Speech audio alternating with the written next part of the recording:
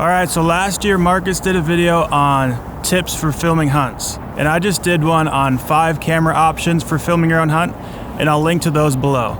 But here I wanted to do a video on my own tips for filming your own hunts, a few things to think about, and just different pointers. So first off, the most important thing is to tell the story. Tell the story of your hunt. Film what's important to you. What do you want to remember about your hunt? What beyond just the kill is memorable to you? What's meaningful to you? Things to think about: is there a story beyond just, hey, we bought a tag, we found a deer, and we shot it? Film some of the ups and downs of the hunts. You know, what were some of the challenges you had to face and overcome to get to the end of the story, whether that's you had a great trip or you filled a tag or whatever that ending might look like. Consider filming stuff like around camp, sharing meals together. Maybe you cook some of your animal after you kill it, you eat the tenderloins over the fire. Those are things we really try to implement and show so that the story's more than just about the kill. A couple other things to think about as far as propelling your story forward is maybe at the beginning of the hunt or the beginning of the day, film an intro. Talk about what the plans are for the day, what you're hoping to accomplish. And then at the end of the day, or just at the end of the trip, film some sort of conclusion, an outro that you could put at the end of your video to kind of solidify things and bring everything back together.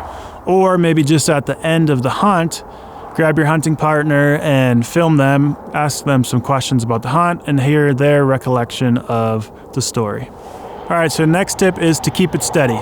And so what you need to do is figure out a way to keep your camera more stable when you're out filming. And this can be difficult because you don't want to bring in a lot of unnecessary equipment. You want to keep it light, but there's a few things you can do without even needing any other sort of equipment. Hold the camera nice and tight to your body. Try to have multiple contact points with it. It's going to be less shaky than if you're just freehanding it and there's micro jitter at every step you take. If you're trying to get a really smooth shot, just bend your knees and hold your camera like it's a hot cup of coffee that you're trying not to spill.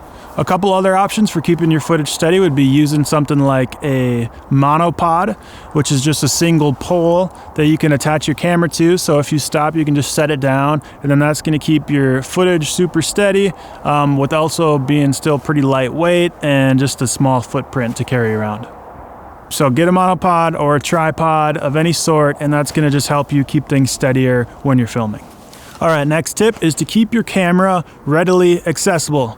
Do not put your camera in your pack. Whatever you do, do not unzip your pack, shove your camera in there and say, oh, I'll take it out, you know, when we get to a point where something's happening that's interesting. Because what's going to happen is you're going to put it in your pack, and then you're not going to want to take it out, or an elk's going to run by and you're going to miss the shot because you're messing around, taking your pack off, unzipping it, taking your camera out and trying to adjust it and get it ready to film. So an option to keep it readily accessible is you can just have the strap that comes with it and carry that around your shoulder. A better option is to use a strapping system that attaches directly to your backpack shoulder strap, and then you can quickly release your camera within seconds and get it ready to shoot. All right, last tip for this video is shoot when you don't feel like it.